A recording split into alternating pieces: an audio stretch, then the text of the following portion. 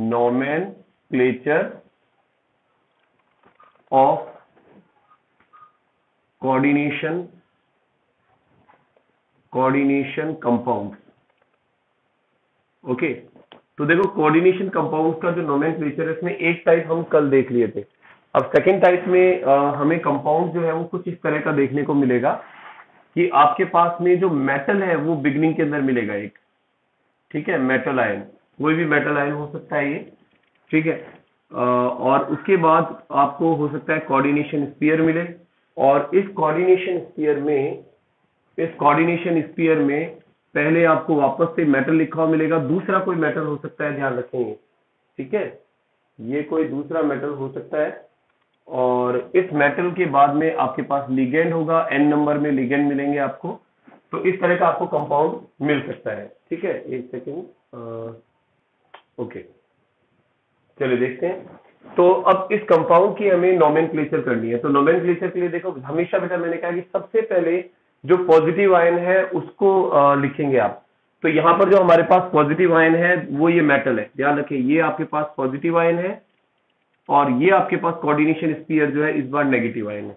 तो आपको क्या करना है, पहले इस पॉजिटिव आयन का नाम लिखना है, क्योंकि ये मेटल है तो आपको ध्यान रखना है पहले इस मेटल का नाम लिखना है, चाहे सोडियम है, पोटेशियम है, मैग्नीशियम है, जो भी है वो मेटल लिखे, लेकिन इसकी संख्या नहीं लिखे।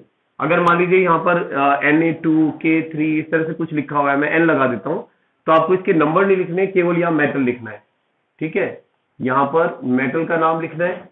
अब मेटल को लिखने के बाद फिर कोऑर्डिनेशन स्फीयर आ रहा है, तो आपको पता है दोनों के बीच में गैप होना चाहिए, तो उसके बाद गैप दे करके और फिर इस कोऑर्डिनेशन स्फीयर में पहले लिगेंड का नाम लिखते हैं आप, तो और वो भी नंबर के साथ, तो नंबर ऑफ लिगेंड,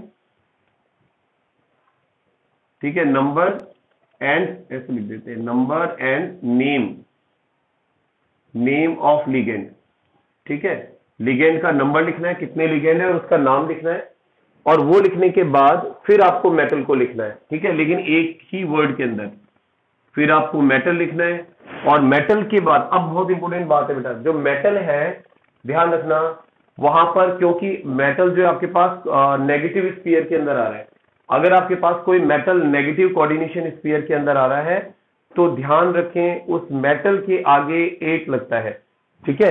इस मेटल के आगे एक टर्म आएगी, दैट इज 8, ठीक है, 8 टर्म लगाएंगे आप, और उसके बाद आप इसका ऑक्सीडेशन स्टेट जो है वो ऑक्सीडेशन स्टेट या ऑक्सीडेशन स्टेट लिख देते हैं, या चार्ज जो है वो ब्रैकेट के अंदर लिखेंगे, ठीक है। तो ये पूरा आपका कोऑर्डिनेशन स्फीयर यहां तक कंप्लीट हो गया है, ठीक। अब इसका कुछ एग्जांपल देखते हैं अपन कि ये किस तरह से लिखा जाएगा। और उससे पहले एक और चीज बता दूं कि ये 8 वाला जो चक्कर है ये क्या है, ये समझना आप जरा। जैसे कुछ एलिमेंट्स होते हैं मेटल की, अगर अपन बात कर रहे हैं, अगर वो मेटल आपको नेगेटिव स्फीयर में मिल जाते हैं, क्योंकि आप देखो ये वाला पॉजिटिव पार्ट है और ये नेगेटिव पार्ट है, और नेगेटिव स्फीयर में अगर यहाँ कोई मेटल मिलता है तो उस मेटल का नाम जो है उसके साथ में आपको एच लगाना पड़ता है, ATE लगाना पड़ता है। जैसे मान लीजिए अगर आपको Fe मिल रहा है, ठीक है, तो आपको क्या लिखना है, फेरेट। अगर आपको क्रोमियम मिल रहा है, क्रोमियम, ठीक है, सॉरी, अगर आपको Cr मिल रहा है तो इसे लिखना है क्रोमेट। इसी तरह से अगर आपको कोबाल्ट मिल रहा है तो इसे लिखना है कोबाल्टेट। अगर आपको जिंक मिल रहा है Zn तो आपको इसे लिखना है जिंकेट, ठीक है। अगर आपको कॉपर मिल रहा है तो लिखना है क्यूपरेट, ठीक है। अगर प्लेटिनम मिलता है तो आपको लिखना है प्लेटिनेट। अगर आपको निकल मिलता है तो आपको लिखना है निकलेट, ठीक है। तो आई थिंक ये चीज समझ में आ गई होगी आपको कि अगर मेटल आपके पास नेगेटिव वाले स्फीयर के अंदर आ रहा है, डब्बे में आ रहा है, तो उस कंडीशन में आपको लास्ट में 8 लगाना है, ठीक है। तो अब चलो एग्जांपल देखते हैं हम इससे कुछ, और सिंपल से एग्जांपल से स्टार्ट करें। जैसे मान लीजिए आपको दे दिया यहाँ पर सपोज कोबाल्ट, और कोबाल्ट के साथ में आपको CN6 दे दिया है, और यहां पर हमारे पास Na3 लिखा हुआ है, ठीक है। तो ये हमारे पास एक कोऑर्डिनेशन कंपाउंड है और इसकी नेमिंग करनी है हमें। तो नेमिंग में जैसा हमने कहा कि मेटल पहले आ रहा है आपके पास, तो मेटल का नंबर लिखने की जरूरत नहीं है, ठीक है, आपको सीधा मेटल लिखना है। तो मेटल सोडियम है आपके पास, तो आप लिखेंगे पहले सोडियम, और सोडियम लिखने के बाद फिर आपको गैप देना है क्योंकि अब आप कोऑर्डिनेशन स्फीयर लिखेंगे। कोऑर्डिनेशन स्फीयर में आपके पास CN है, तो CN को आप क्या कहते हैं, साइनाइड या साइनाइडो, ओके, या साइनो भी कहते हैं। तो जैसे 6 है यहाँ पर, तो आपने लिखा इसको हेक्सा साइनो, ठीक है, 6 साइनो हो गया आपके पास। और साइनो के बाद में फिर आपके पास कोबाल्ट आ रहा है, ठीक है, तो आप इसे लिखेंगे कोबाल्टेट। कोबाल्टेट, जैसा मैंने आपको बताया कि मेटल के आगे 8 लगाना है, तो आपने कोबाल्ट के आगे यहां पर 8 लगा दिया, इट हैज बिकम कोबाल्टेट। और फिर इसका ऑक्सीडेशन स्टेट, अब ऑक्सीडेशन स्टेट हम डायरेक्ट भी निकाल सकते हैं। देखिए जैसे CN जो है -1 होता है और 6 CN है, ठीक है, मल्टीप्लाइड बाय 6, यानी ओवरऑल चार्ज इस पर -6 हो गया। सोडियम पर कितना होता है, +1 × 3, क्योंकि 3 सोडियम है, इस पर चार्ज हो गया +3। अब आप खुद देखो पूरा जो हमारा कंपाउंड है वो न्यूट्रल होता है, तो इसका मतलब -6 + 3, तो यहाँ बिल्कुल यहाँ क्या आना चाहिए, +3, ठीक है, तो यानी यहां पर आपके पास में थर्ड आ जाएगा, ओके। तो ये अपने पास कंपाउंड बन गया। इसी तरह से अब एक एग्जांपल और देखते हैं जिसमें हम लोग क्या करते हैं, दो वहां पर लिगेंड्स काम में ले रहे हैं। जैसे यहां लिया हमने क्रोमियम, उसके बाद हम यहां ले लेते हैं NH3 2 ले लेते हैं, और उसके बाद ले लेते हैं OH-4, ठीक है, OH4, और यहां पर आ जाएगा आपके पास सपोज K, ठीक है। तो ये कंपाउंड बना दिया हमने। अब इसकी नेमिंग करनी है, तो इसकी नेमिंग में पहले आप पोटेशियम लिखेंगे जो बाहर की तरफ है, तो दैट इज पोटेशियम। पोटेशियम बाहर वाले को पहले लिख लें, और पोटेशियम लिखने के बाद आपको क्या लिखना है, लिगेंड्स लिखने हैं, ठीक है, कोऑर्डिनेशन स्फीयर लिखना है जिसके लिगेंड्स लिखने हैं। तो लिगेंड में एक तो हाइड्रोक्सो है आपके पास H से, और एक एमिनो है जो कि A से है, ठीक है। तो आप पहले एमाइन लिखेंगे, सॉरी 2 एमाइन, तो यहां इसको लिखेंगे डाई एमाइन, और टेट्रा हाइड्रोक्सो, ठीक है। और उसके बाद आपके पास मेटल लिखना है, और मेटल जो है वो क्रोमियम है। मैं नीचे लिख रहा हूं यहां पर क्योंकि वहां शायद दिख रहा नहीं है, तो मैं इसको लिखूंगा फिर आगे क्रोमियम। अब क्रोमियम में जैसा मैंने कहा कि अगर क्रोमियम आ जाए तो क्या लिखना है, ये ध्यान रखें बेटा, क्रोमियम, तो इसको 8 लगा के लिखना है, तो क्रोमियम का 8 बना करके क्रोमेट बनता है, ध्यान रखें। तो इसे क्रोमेट लिखेंगे आप, और क्रोमेट लिखने के बाद इसकी ऑक्सीडेशन स्टेट लिखेंगे, बिल्कुल इसकी ऑक्सीडेशन स्टेट 3 आएगी अगर इसको आप फाइंड करते हैं तो यहां पर आप थर्ड लिख देंगे, ठीक है। तो ये आपके पास ऑक्सीडेशन स्टेट आ गई है। अब थोड़ा सा मैं बुक में से एग्जांपल ले रहा हूं, इससे थोड़ी से लेवल बढ़ा करके, ठीक है। चलिए कुछ अब डिफरेंट एग्जांपल ले लेते हैं हम। जिसमें पोटेशियम भी आ रहा है अपने पास, ओके। चलिए एग्जांपल नंबर 3। तो थर्ड एग्जांपल में हमारे पास में है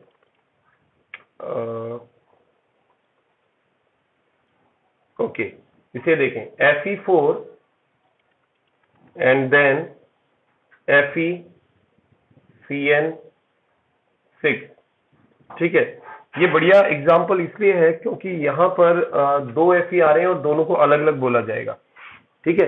देखिए इस एग्जाम्पल में अगर हम देखते हैं तो एक तो ये Fe है और एक ये वाला Fe है। तो फर्स्ट जो Fe है आप देख रहे हो कि ये बाहर की तरफ है, तो क्योंकि बाहर है इसलिए हम इसको क्या बोलेंगे, इसको आयरन ही बोलेंगे, ठीक है। तो इसको आप आयरन बोल रहे हैं, आयरन। और आयरन के बाद फिर कोऑर्डिनेशन स्फीयर का नाम लिखना है। तो कोऑर्डिनेशन स्फीयर में 6 साइनाइडो है आपके पास, तो आपने लिखा हेक्सा साइनो, और उसके बाद अब आयरन आ रहा है अंदर। तो ये वाला आयरन जो है, क्योंकि कोऑर्डिनेशन स्फीयर यानी नेगेटिव आयन के अंदर का है, तो इसको आयरन को आप क्या बोलते हैं, इसको फेरेट बोलते हैं, ध्यान रखना, ठीक है ना। अब आयरन नहीं बोलेंगे, इसे फेरेट बोलेंगे, इट इज फेरेट। और फिर इसकी ऑक्सीडेशन स्टेट लिखनी है आपको। तो ऑक्सीडेशन स्टेट में देखिए एक्चुअली यहां पर हमारे पास -6 तो इसका चार्ज हो गया आपके पास, ठीक है, इसका चार्ज -6 है। एक काम करते हैं, देखो इसको फाइंड करने के लिए इसको मैं अगर ओपन करता हूं तो ये आपके पास किस तरह से ओपन होगा, 4Fe3+, क्योंकि इसका चार्ज यहां पर ट्रांसफर है, ठीक है। और इसको कैसे लिखेंगे, इसको लिखेंगे FeCN6, और इसका जो चार्ज है वो यहां पर है 4-, ठीक है, समझ में आ रहा है ना बेटा? इसको पहले स्प्लिट कर दिया हमने, स्प्लिट करने पर जो चार्ज ट्रांसफर हुआ था वो मैंने अलग अलग कर दिया।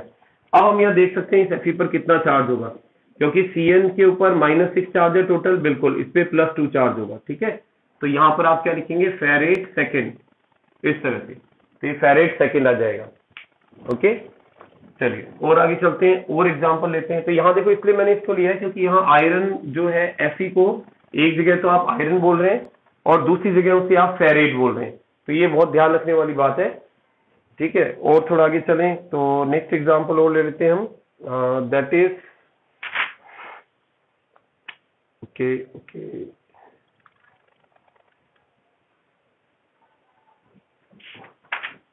कोई डिफरेंट एग्जांपल,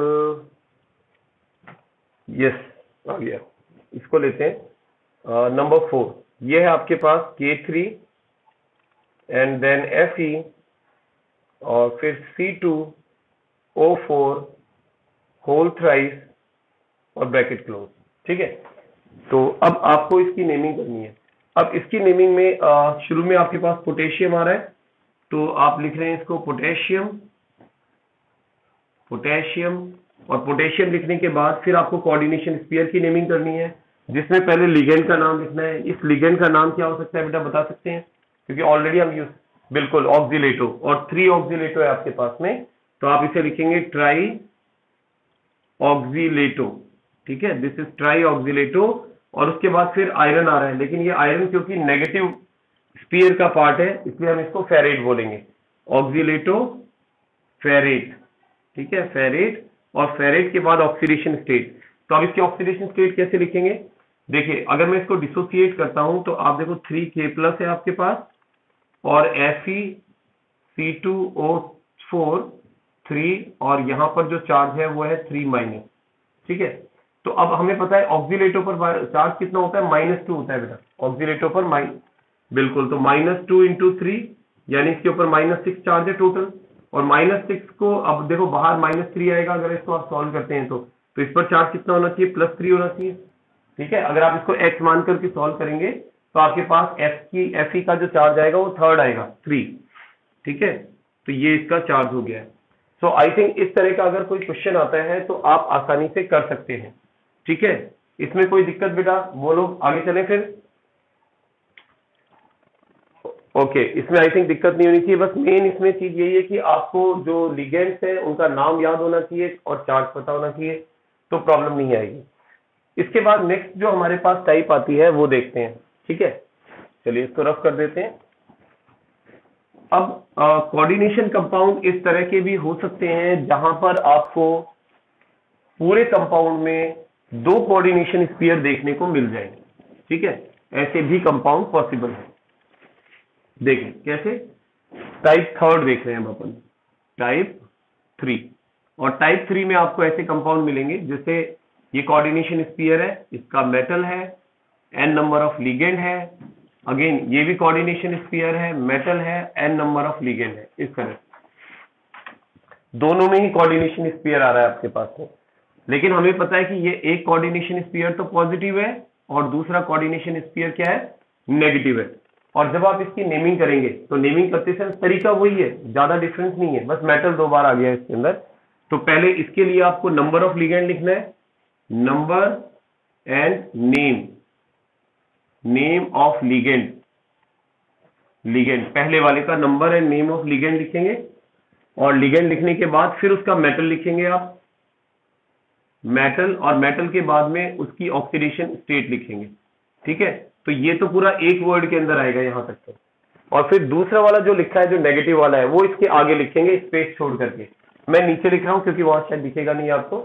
ठीक है, तो इसलिए मैं इसके जस्ट नीचे लिख रहा हूं। क्या लिखना है आपको, आपको वापस वही चीज लिखनी है, number and name, name of ligand, number and name of ligand, और फिर उसके बाद में मेटल, मेटल, लेकिन मेटल के साथ क्या लगाएंगे, 8 लगाएंगे, और बिल्कुल उसके बाद ऑक्सीडेशन स्टेट लिखेंगे।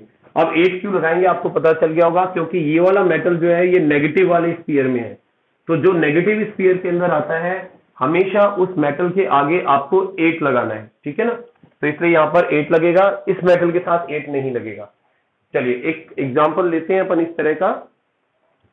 ओके, चलिए देखते हैं। तो हमारे पास एक कंपाउंड है that is CONH3 and 4Cl2 और इसके यहां दिया हुआ है 3 देन Cr एंड Cn और 6। ठीक है, इसका हमें नेमिंग करना है। ठीक है, तो ये जो हमारे पास में कंपाउंड है इसमें दोनों तरफ कोऑर्डिनेशन स्फीयर है। तो पहले इस पॉजिटिव वाले की नेमिंग करनी है, उसके बाद नेगेटिव वाले की करनी है। तो पॉजिटिव में सबसे पहले हमें लिगेंड्स का नाम लिखना होता है, नाम और नंबर। तो देखिए 4 एमाइन है और 2 क्लोरिडो है आपके पास। तो एमाइन पहले लिखते हैं हम। तो यहां हम लिखेंगे टेट्रा एमाइन। ठीक है, टेट्रा एमाइन लिखने के बाद फिर क्लोरिडो आपके पास 2 है, क्लोरो या क्लोरिडो 2 है, तो आप लिखेंगे डाई क्लोरो या क्लोरिडो। और फिर कोबाल्ट है आपके पास, फिर लिखेंगे आप कोबाल्ट, कोबाल्ट। और उसके बाद आप लिखेंगे इसकी ऑक्सीडेशन स्टेट। एक बार मैं ऑक्सीडेशन स्टेट को ब्लैंक छोड़ रहा हूं। ठीक है, अभी एक साथ दोनों की फाइन करूंगा मैं।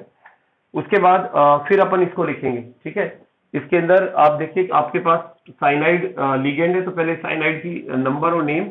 तो आपके पास हेक्सा साइनो।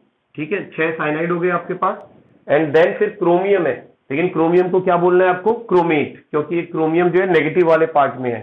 तो यहां हो जाएगा हेक्सा साइनो क्रोमेट, क्रोमेट। और फिर ब्रैकेट आ जाएगा, ब्रैकेट के अंदर ऑक्सीडेशन स्टेट लिखेंगे। अब बात आती है ऑक्सीडेशन स्टेट कैसे फाइंड करें। ऑक्सीडेशन स्टेट के लिए आप देखो ये जो 3 लगा हुआ है एक्चुअली में ये इसका चार्ज है। ठीक है, ये यहां ट्रांसफर हो गया। जब मैं इसको डिसोसिएट करूंगा तो ये चार्ज वहां चला जाएगा। इसको मैं एक बार ब्रेक करके देखता हूं, देखिए क्या बनेगा। इसको अगर ब्रेक करते हैं तो CONH3 होल 4 Cl2, एक ये स्फीयर है। ठीक है, और दूसरा ये वाला है CrCN6। तो देखो ये चार्ज यहां पर आएगा, इसका मतलब नेगेटिव है, ये पीछे वाला नेगेटिव होता है, ये पॉजिटिव है। तो यहां पर कितना चार्ज है, +1। +1 क्यों है, क्योंकि आप देख रहे हो यहाँ कुछ भी नहीं लगा हुआ, क्योंकि 1 था इसलिए मैंने कुछ नहीं लगाया। तो यहाँ +1 है और यहाँ 3 है। ठीक है, तो ये चार्ज है बिल्कुल।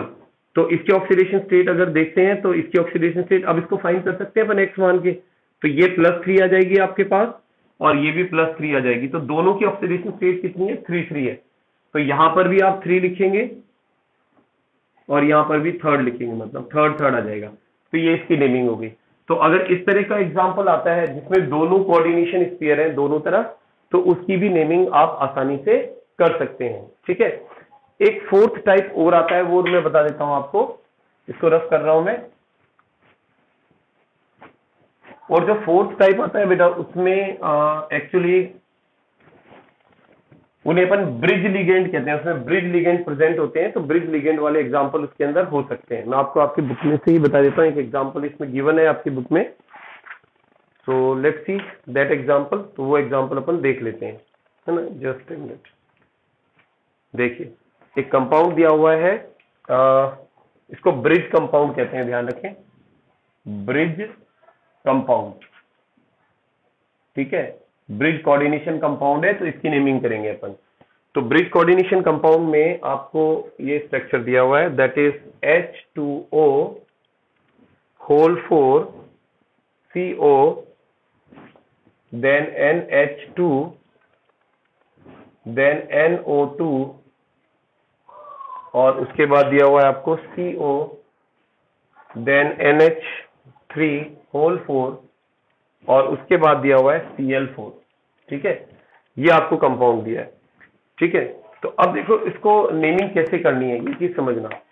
एक्चुअली ये जो अपने पास कंपाउंड है इसे हम लोग क्या ब्रिज कंपाउंड कह रहे हैं, क्योंकि इसमें आप देख रहे हैं दोनों जो आपके पास मेटल है उनको यहां पर इसमें ब्रिज किया हुआ है, आपस में जोड़ रखा है। ठीक है, तरीका इसका भी वही है। आपको करना क्या है, सबसे पहले लिगेंड लिखने होते हैं। तो इस मेटल के साथ जो लिगेंड है उसको पहले लिखेंगे आप। ठीक है, तो यहीं से स्टार्ट करें अपन। तो जैसे आपके पास 4 वाटर के मॉलिक्यूल जुड़े हुए हैं तो it will be called tetra aqua. ठीक है, टेट्रा एक्वा बोलेंगे। अब टेट्रा एक्वा के बाद आपके पास लिखा हुआ है कोबाल्ट। तो कोबाल्ट को अभी तो क्योंकि ये पूरा ही ध्यान रखना पॉजिटिव पार्ट है, ये पूरा पॉजिटिव पार्ट है, नेगेटिव तो Cl है। ठीक है, तो इसलिए अपन इसको कोबाल्ट ही बोलेंगे। तो हम लिखेंगे कोबाल्ट, और कोबाल्ट के बाद ऑक्सीडेशन स्टेट आएगी, अभी ब्लैंक छोड़ रहा हूं। फिर इसके बाद अब ये आगे वाला पॉइंट काफी इंपॉर्टेंट है कि ये दोनों जो है ना बेटा, जो बीच में इनको जोड़ रहे हैं, जैसा मैंने कहा कि इनको हम लोग कहते हैं कि ये ब्रिज लिगेंड्स होते हैं, जो ब्रिज करने का काम करते हैं, बीच में दोनों को बांधने का काम करते हैं। तो जो भी आपके पास ब्रिज लिगेंड आता है उसके आगे आप एक सिंबल लगाते हैं जिसको कहते हैं म्यू, ठीक है। तो म्यू लिख करके फिर लिखेंगे, जैसे ये वाला जो है इसके आगे हम ऐसे लिखेंगे म्यू, और ये एमिडो है, म्यू एमिडो, और उसके बाद ये नाइट्रो है आपके पास, ठीक है, इसको भी आप लिखेंगे म्यू नाइट्रो। ये बीच वाले दोनों के नाम आगे, म्यू किसके लिए आगे लगाना है ये चीज ध्यान रखना, जो ब्रिज लिगेंड हो, जो बीच में दोनों मेटल को जोड़ रहा हो, उसके नाम के आगे आपको म्यू लगाना है, ठीक है। अब ये लिखने के बाद अब वापस यहां आ जाओ, तो यहां पर पहले लिगेंड आएगा फिर मेटल आएगा। तो लिगेंड आपके पास कितने हैं, 4 एमिनो है, ठीक है। तो अब आप लिखेंगे टेट्रा, एक साथ ही आएगा ये भी, टेट्रा एमिनो, और टेट्रा क्या बेटा, डैश यहां आएगा, वहां डैश नहीं आएगा, नाइट्रो के बाद में डैश नहीं आएगा, हाँ अमीन आएगा, सॉरी न्यूट्रल है ना, वो तो नेगेटिव में लगता है, ठीक है। तो यहाँ टेट्रा एमीन आएगा, टेट्रा एमीन, और टेट्रा एमीन के बाद में फिर आप क्या लिखेंगे, कोबाल्ट, ठीक है। इसको कोबाल्टेट मत लिख देना, ठीक है। जैसे कई बार क्या स्टूडेंट ऐसे सोचते हैं कि भाई ये वाला आगे वाला मेटल तो हो गया पॉजिटिव, ये हो गया नेगेटिव, ऐसा नहीं है, क्योंकि ये कोऑर्डिनेशन स्फीयर पूरा पॉजिटिव है और Cl नेगेटिव है, तो ये भी कोबाल्ट है और ये भी कोबाल्ट है, और आगे इसकी ऑक्सीडेशन स्टेट आएगी, ठीक है। और ऑक्सीडेशन स्टेट के बाद हाँ बेटा पूरा एक में ही आएगा, क्योंकि ये पूरा एक कोऑर्डिनेशन स्फीयर है। जैसे हमने कहा कि एक कोऑर्डिनेशन स्फीयर में जितनी भी चीजें होती हैं वो सब एक साथ आती हैं, ठीक है। और उसके बाद लास्ट में क्लोराइड लिखनी है आपको, स्पेस छोड़ करके क्लोराइड लिखेंगे, ठीक है। अब बात आती है कि ऑक्सीडेशन स्टेट की। तो ऑक्सीडेशन स्टेट के अंदर अगर अपन इसको फाइंड करते हैं तो देखो कैसे फाइंड करेंगे, ये दोनों सेम मेटल दिख रहे हैं आपको, ठीक है। तो मैं ऐसा कर सकता हूं, इन दोनों को मैं 2x कंसीडर कर सकता हूं, ठीक है, क्योंकि दोनों x, ये भी x ये भी x, दोनों 2x हो गए। अब इसके बाद में आपके पास जो टोटल चार्ज है उसको काउंट कर लो। देखो वाटर के ऊपर कोई चार्ज नहीं होता है, न्यूट्रल होता है वाटर, तो 0 × 4 है ये, प्लस ये नेगेटिव -1 चार्ज होता है इस पर, नाइट्रो पे भी -1 चार्ज होता है, तो ये -1, ठीक है। इनको 2 कर देता हूं, इंटू 2, दोनों पर -1 × 2। उसके बाद फिर आ जाते हो आप एमीन पर, तो एमीन पर न्यूट्रल होता है ये भी, तो यानी कि ये भी क्या आएगा 0 × 4, और फिर Cl4 है आपके पास, तो -1 × 4 आ जाएगा, क्योंकि Cl पर कितना चार्ज होता है -1। तो अब इसको अगर अपन सॉल्व करते हैं तो 2x इक्वल्स टू, बिल्कुल 2x इक्वल्स टू 6 और x इक्वल्स टू आपके पास में 3 आ जाएगा, ठीक है, +3 आ गया। तो इसका मतलब ये भी थर्ड है, क्योंकि x अपन ने कोबाल्ट को माना था, और ये वाला भी क्या हो जाएगा, थर्ड आ जाएगा, ठीक है। तो इस तरह से आपके पास में इनकी नेमिंग हो जाएगी। तो ये मान नहीं, कोई जरूरी नहीं है, अगर दोनों मेटल सेम नहीं हो तो एक को x और एक को y मान करके आप ऑक्सीडेशन स्टेट फाइंड करो, तो आपके पास दोनों का सम आ जाएगा। तो सम आने के बाद में जैसे कुछ की ऑक्सीडेशन स्टेट फिक्स होती है, जैसे मान लो एक तरफ जिंक आ गया, ठीक है, एक तरफ कोबाल्ट आ गया, और फिर आपको कहा गया कि तो जिंक की +2 होती है, तो डेफिनेटली टोटल 5 आ रहा है, तो इसका मतलब इसकी 3 और इसकी 2 होगी, तो वैसे भी आप फाइंड कर सकते हैं, ठीक है। तो जो मैंने आपको बेटा बता दिया है, इसके बेस पर आपकी बुक में जितने भी हैं या एग्जाम में आते हैं वो सारे क्वेश्चन आप आराम से अटेम्प्ट कर सकते हैं। अब आपको करना क्या है कि जो आपकी बुक में दिए हुए हैं कुछ एग्जाम्पल्स, वो सारे करके एक बार देख लेना, फिर प्रॉब्लम आती है तो हम नेक्स्ट क्लास के अंदर उसको डिस्कस करेंगे, ठीक है। तो फ्रॉम माई साइड, मेरी तरफ से ये नोमेनक्लेचर मैंने एक बार आपको बता दिया है, ठीक है। तो अब थोड़ा सा और आगे चलते हैं, इसको रफ कर रहा हूं ऊपर से मैं,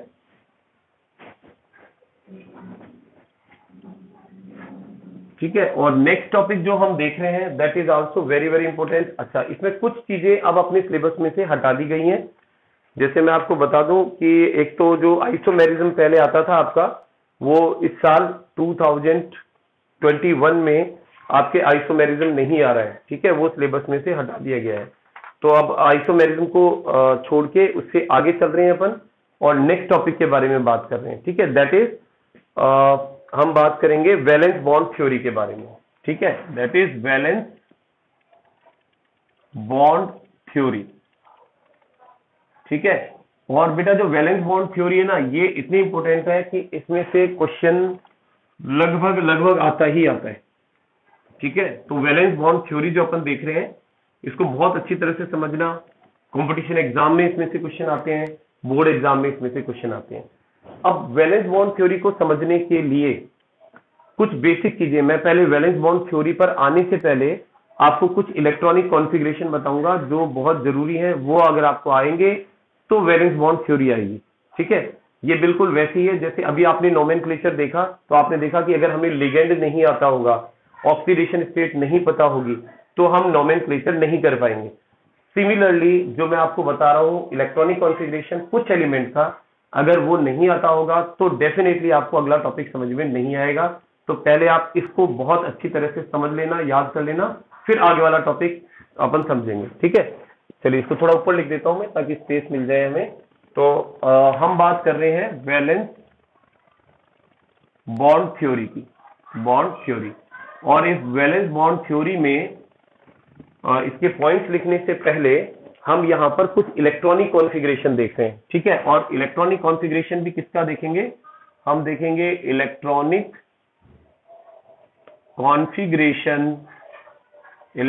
कॉन्फ़िगरेशन ऑफ 3D सीरीज।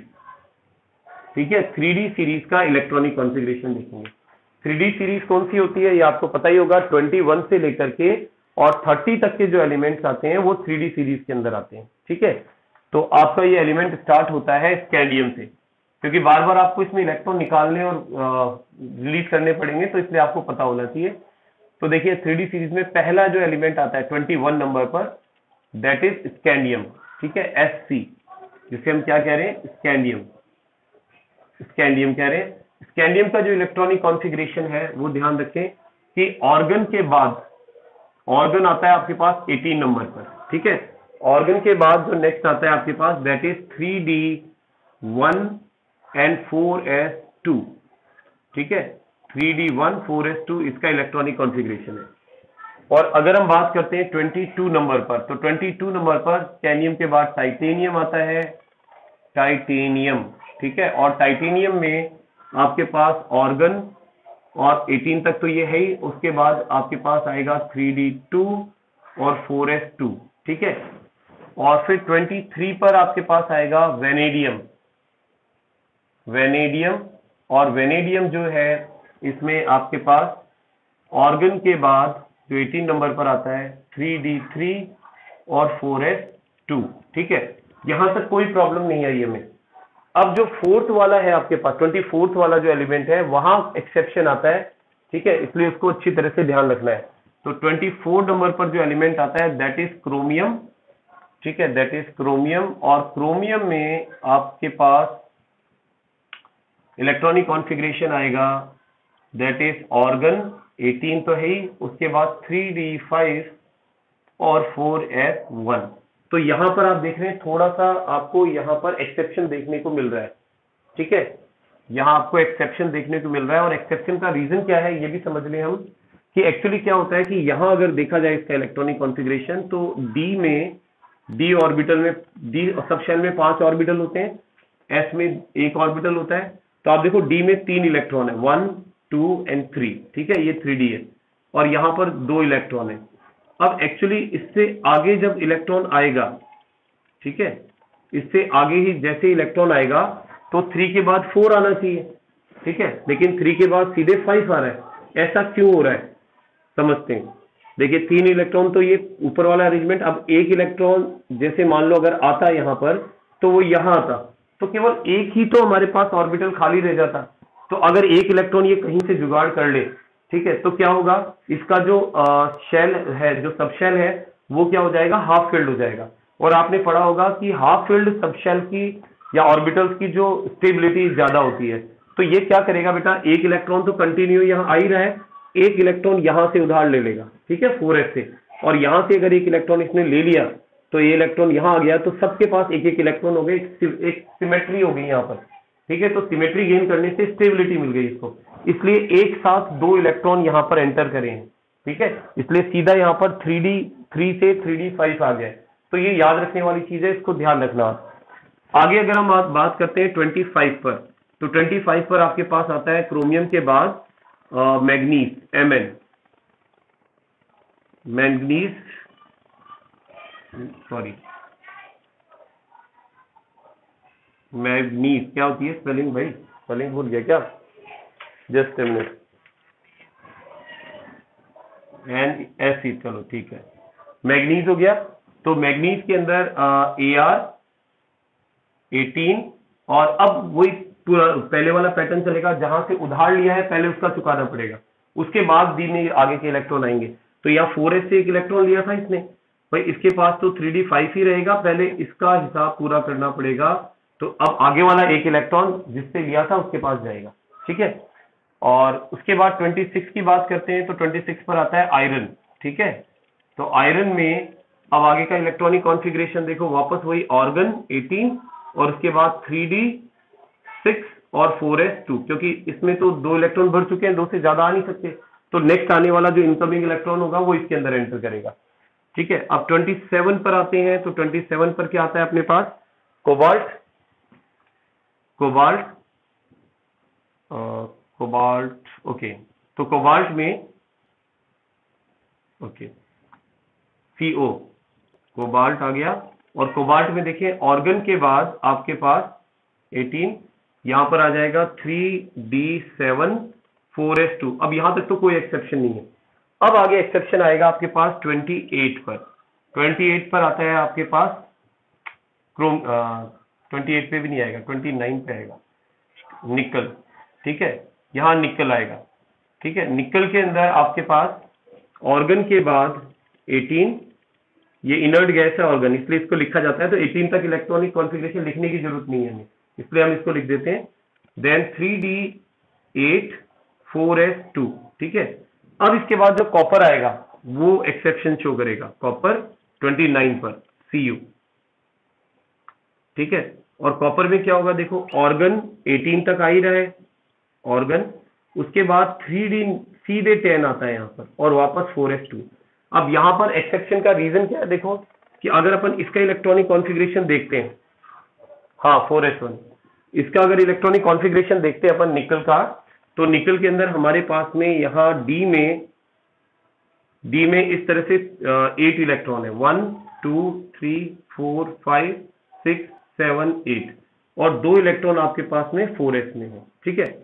अब अगर मैं इसका इलेक्ट्रॉनिक कॉन्फ़िगरेशन देखता हूं, तो अगर कंटिन्यू अगर अपन एक एक इलेक्ट्रॉन फिल कर रहे हैं डी में, तो उसके अकॉर्डिंग तो यहां पर इलेक्ट्रॉनिक कॉन्फ़िगरेशन इस तरह से होना चाहिए, ठीक है, इस तरह से होना चाहिए। तो अब अगर देखा जाए तो यहाँ केवल एक ही इलेक्ट्रॉन तो रिक्वायर्ड है, तो अगेन ये वही वाला काम करेगा जो वहां हुआ था, कि ये 4s से एक इलेक्ट्रॉन यहां पर ले लेगा। तो जब यहां लेगा तो इसके पास तो एक इलेक्ट्रॉन कम हो जाएगा और इसके पास यहाँ एक इलेक्ट्रॉन आ जाएगा। अब ऐसा क्यों किया, ऐसा इसलिए किया क्योंकि अब 3d का जो ऑर्बिटल है वो पूरी तरह से भर गया है, तो फुली फिल्ड ऑर्बिटल जो होते हैं उनकी स्टेबिलिटी ज्यादा होती है, तो इसने स्टेबिलिटी को गेन करने के लिए ऐसा किया है, ठीक है। तो ये चीज ध्यान रखनी है। अब इसके बाद वाला जो आपके पास एलिमेंट आएगा उसमें कोई एक्सेप्शन नहीं है, लेकिन उधार तो चुकाना पड़ेगा।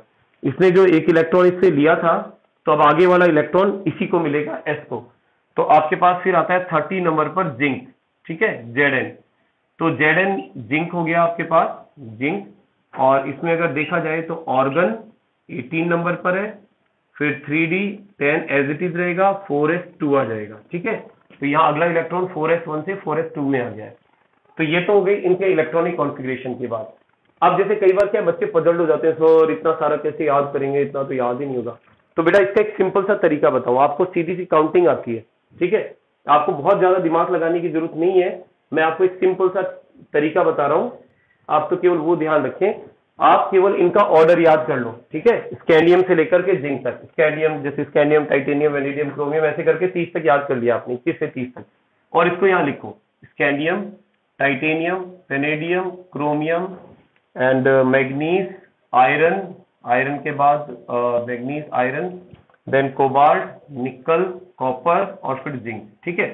तो देखो ये आ रहा है 21, 22, 23, 24, 25, 26, 27, 28, 29 और 30।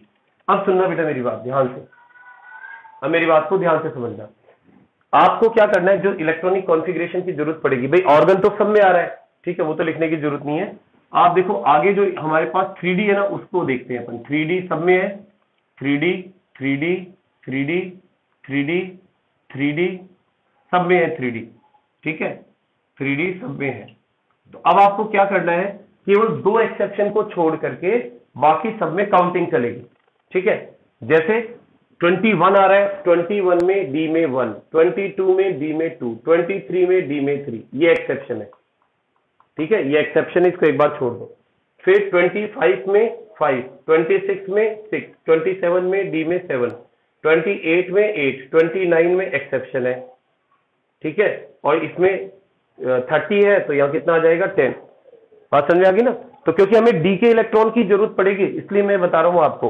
तो अब ये जो 2 एक्सेप्शन है, ये एक्सेप्शन आप अलग से पढ़ चुके हो, और आप ये पढ़ चुके हो कि इसके अंदर 3 से डायरेक्ट 5 आते हैं, और ऐसे ही कॉपर के अंदर भी 8 से डायरेक्ट 10 आते हैं। तो ये 2 एक्सेप्शन अलग से याद रख लेना, बाकी तो सिंपल काउंटिंग ही है, बाकी तो काउंटिंग है। 21 में 1, 22 में 2, 23 में 3, है ना, 25 में 5, 26 में 6, 27 में 7, 28 में 8, 29 एक्सेप्शन, 30 में 10, ठीक है। तो ऐसे इनका इलेक्ट्रॉनिक कॉन्फ़िगरेशन हो जाएगा। और जहां डी में चेंज आ रहा है तो वहां एस में 1 आएगा, ठीक है, वहां 4s में 1 आएगा, बाकी सब में 4s में कितने आएंगे, 2 आएंगे, ठीक है। तो याद रह जाएगा बेटा, कोई दिक्कत नहीं है आई थिंक, क्योंकि ये मैं इसलिए बता रहा हूं कि ये इलेक्ट्रॉनिक कॉन्फ़िगरेशन अभी आपके काम में आने वाला है, ठीक है, तो ये अपन को आना चाहिए। ओके, चलिए इसको रफ कर रहा हूं मैं।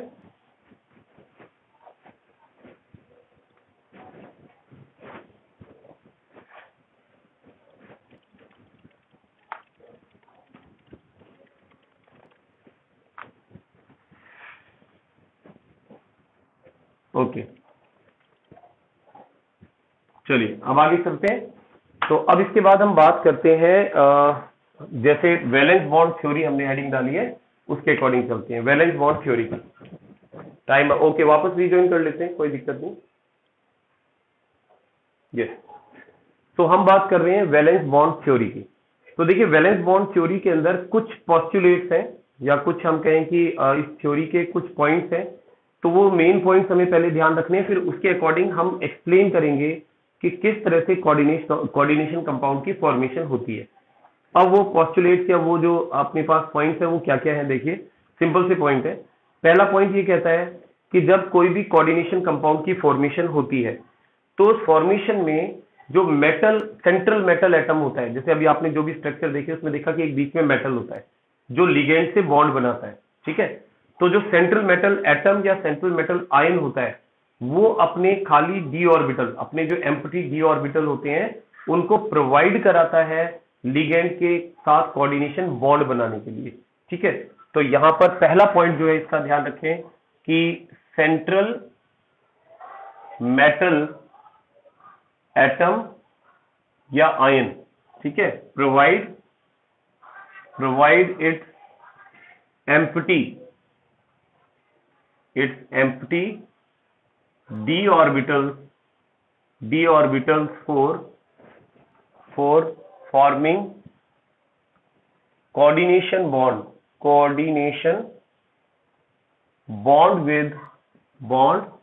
with ligand, ठीक है। एक्चुअली क्या होता है, इसमें जो लिगेंड्स होते हैं वो मेटल के जो डी ऑर्बिटल्स होते हैं उनमें अपने इलेक्ट्रॉन दे देते हैं। अभी आपने इलेक्ट्रॉनिक कॉन्फ़िगरेशन देखा तो आपने देखा कि मेटल के पास में डी ऑर्बिटल है, अपन ने उसकी का तो इलेक्ट्रॉनिक कॉन्फ़िगरेशन देखा, D1 D2 D3 D4 D5। तो उनमें कभी कभी ना खाली डी ऑर्बिटल होते हैं, तो उनमें ये अपने इलेक्ट्रॉन दे देते हैं लिगेंड, और इलेक्ट्रॉन दे करके और उनके साथ बॉन्डिंग बनाते हैं। अब इसमें एक चीज और होती है कि कभी कभी क्या होता है कि वो ऑर्बिटल खाली नहीं होते, तो खाली नहीं होते तो उनको खाली कराया जाता है, ठीक है। तो वो एक्साइट होकर के इलेक्ट्रॉन आगे चले जाते हैं, और जो अनपेयर्ड इलेक्ट्रॉन है वो पेयर्ड हो जाते हैं और खाली ऑर्बिटल हमें मिल जाते हैं, ठीक है। इसके बाद में सेकंड जो पॉइंट आता है हमारे पास में कि बॉन्डिंग करने से पहले, कोऑर्डिनेशन बॉन्ड बनाने से पहले जो हमारे पास मेटल के पास जो ऑर्बिटल्स होते हैं, एस ऑर्बिटल भी, पी ऑर्बिटल और डी ऑर्बिटल, ये तीनों ऑर्बिटल जो होते हैं वो आपस में हाइब्रिडाइजेशन करते हैं, और हाइब्रिडाइजेशन करके और नए ऑर्बिटल बनाते हैं जिसमें कि आसानी से जो लिगेंड है अपने इलेक्ट्रॉन दे सके, ठीक है, तो इसमें ये भी चीज ध्यान रखें। दूसरा पॉइंट, इसको अपन एक्सप्लेन करेंगे वैसे एक एक करके एग्जाम्पल से, लेकिन अभी मैं केवल पॉइंट लिखवा रहा हूं। ठीक है, तो S P and D, S P and D orbitals, orbitals of metal, metal undergoes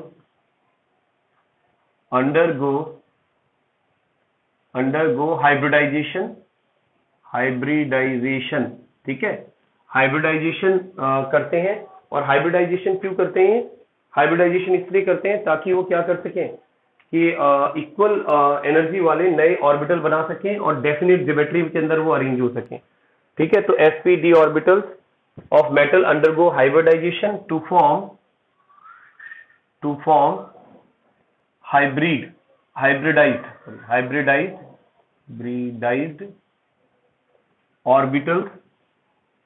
orbitals of equal energy to be arranged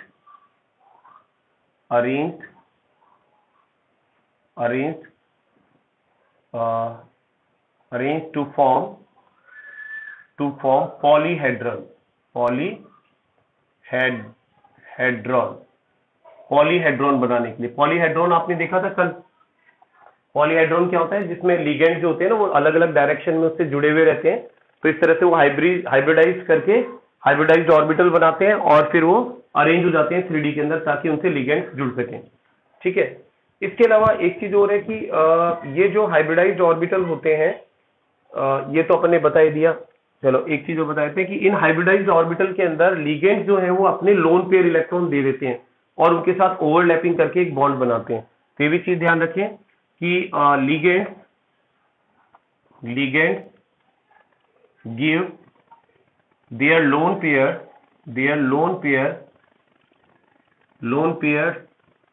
to hybridized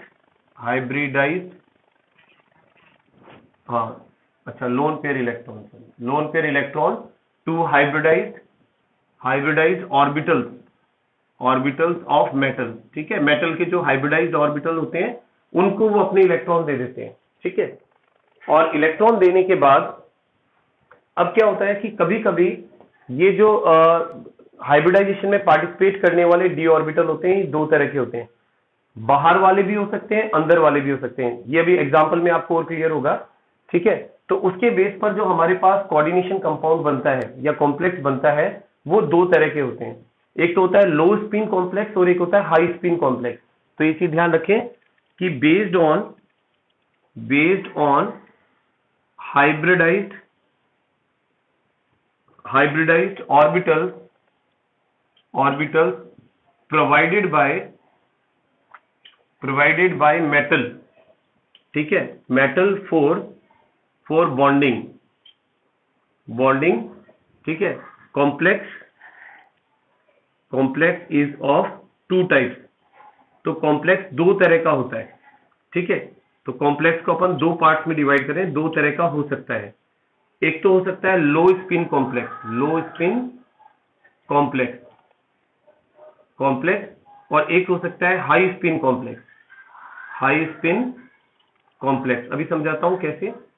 देखिए, लो स्पिन कॉम्प्लेक्स में तो क्या होता है कि इनर डी ऑर्बिटल काम में आता है। When inner D orbital is used, जब अंदर वाला डी ऑर्बिटल काम में आएगा, और जब बाहर वाला डी ऑर्बिटल काम में आएगा outer D orbital is used. जब बाहर वाला डी ऑर्बिटल काम में आएगा तो उस कंडीशन में वो क्या बनेगा? हाई स्पिन कॉम्प्लेक्स बोलेंगे उसको। ठीक है, जैसे मान लीजिए हमने जो इलेक्ट्रॉनिक कॉन्फ़िगरेशन देखा वो इस तरह से था कि 3d 4s 4p 4d। ठीक है, अब अगर मान लो हाइब्रिडाइजेशन इस तरह से हो रहा है, ठीक है, कि यहां से DSP ये काम में आ रहे हैं और इस तरह हाइब्रिडाइजेशन कर रहे हैं D2sp3, तो DSP, तो अंदर वाला D काम में आ रहा है ना, 3D अंदर वाला D काम में आ रहा है, तब तो उसको क्या बोलेंगे? लो स्पिन कॉम्प्लेक्स। और अगर हाइब्रिडाइजेशन इस तरह से हो रहा है, जैसे मान लो 4s 4p और 4d और यहाँ 3d है, तो 3d काम में नहीं आ रहा, 4s 4p और 4d ये काम में आ रहा है और sp3d2 हाइब्रिडाइजेशन हो रहा है, ठीक है, s p और d, बाहर वाला d काम में आ रहा है, तो इसका मतलब फिर क्या बन जाएगा, हाई स्पिन कॉम्प्लेक्स। तो आप इसको हाइब्रिडाइजेशन से भी कनेक्ट कर सकते हैं कि लो स्पिन में तो क्या होता है, d2 sp3 हाइब्रिडाइजेशन होता है, और इसमें कौन सा होता है, sp3d2। तो आप देख सकते हो इसमें d अंदर की तरफ है, अंदर वाला d, और इसमें d पीछे की तरफ है, यानी बाहर वाला d काम में आ रहा है। तो बाहर वाला d काम में आएगा तो उसको हाई स्पिन कॉम्प्लेक्स बोलेंगे, अंदर वाला d काम में आएगा तो उसको लो स्पिन कॉम्प्लेक्स बोलेंगे। ठीक है, अभी बेटा ज्यादा पजल्ड मत होना आप लोग, क्योंकि ये सारी चीजें अभी जब अपन एग्जाम्पल लेंगे ना बिल्कुल स्मूथली समझ में आएंगी आपको। ठीक है, तो बहुत आराम से समझ में आएगी, बस अभी मैं केवल पॉइंट्स लिखवा रहा हूं जो जो हम यूज में लेंगे। ठीक है, और वन मोर थिंग, एक और चीज ध्यान रखिए इसमें कि जब ये कॉम्प्लेक्स बनते हैं तो कॉम्प्लेक्स बनने के बाद एक चीज देखी जाती है कि उस कॉम्प्लेक्स में अनपेयर्ड इलेक्ट्रॉन है या नहीं है। अगर उसमें अनपेयर्ड इलेक्ट्रॉन मिल गए आपको तो वो कॉम्प्लेक्स जो है वो पैरामैग्नेटिक होगा, और अगर पेयर्ड है सभी तो डायमैग्नेटिक होगा। तो ध्यान रखें, in case unpaired electrons present in complex, ठीक है, अगर कॉम्प्लेक्स में अनपेयर्ड इलेक्ट्रॉन प्रेजेंट है तो वो हो जाएगा पैरामैग्नेटिक, मैग्नेटिक। ठीक है, और अगर उसमें सारे ही पेयर्ड इलेक्ट्रॉन है तो ये ध्यान रखें, in case all electrons are paired, अगर सारे इलेक्ट्रॉन पेयर्ड हैं तो वो क्या हो जाएगा, डायामैग्नेटिक। ठीक है, क्योंकि ये चीजें पूछी जाती हैं उसके अंदर, जब अपन कॉम्प्लेक्स बनाएंगे तो आपसे पूछा जाएगा कि आपके पास जो कॉम्प्लेक्स बना है उसका नेचर कैसा है, कि वो डायामैग्नेटिक है या पैरामैग्नेटिक है। तो आप इजीली उसको फाइंड कर सकते हैं, बता सकते हैं कि उसका नेचर कैसा होगा।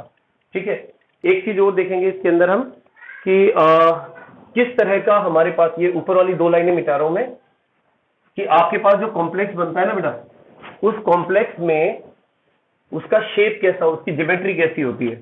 तो उसकी ज्योमेट्री हाइब्रिडाइजेशन पर डिपेंड करती है। ठीक है, तो यहां तो देखो मैं लिख रहा हूं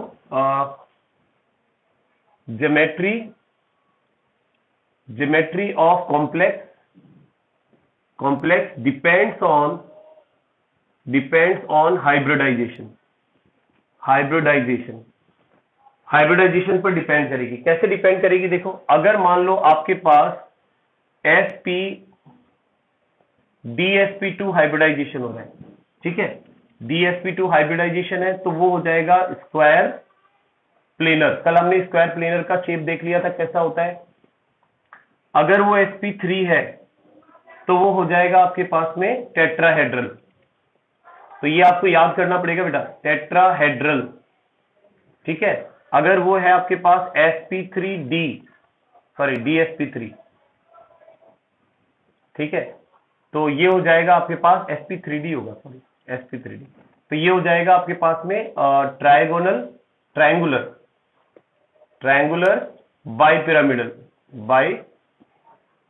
बाइपिरामिडल। ठीक है, और अगर वो है आपके पास sp3d2 या d2sp3 तो उसका शेप हो जाएगा आपके पास दैट इज स्क्वायर बाइपिरामिडल। ठीक है, बाइपिरामिडल, या इसको ऑक्टाहेड्रल भी कह देते हैं, ऑक्टाहेड्रल। ठीक है, तो इस तरह से आपको देखने को मिलेगा। तो ये भी आपको थोड़ा ध्यान रखना है कि किस ज्योमेट्री में उसका शेप किस तरह का होगा। ठीक है, तो ये कुछ मतलब लर्न करने वाली चीजें हैं। बाकी लर्न तो क्या है, इसको जब अपन एग्जाम्पल करते हैं ना बेटा तो ये चीज अपने आप ही लर्न हो जाती है। बाकी अगर आपको ये याद हो तो बहुत अच्छा है, क्योंकि फिर आपको दिक्कत नहीं आएगी। तो एटलीस्ट ये तो पता होना चाहिए। ठीक है, हाँ बेटा बोलिए।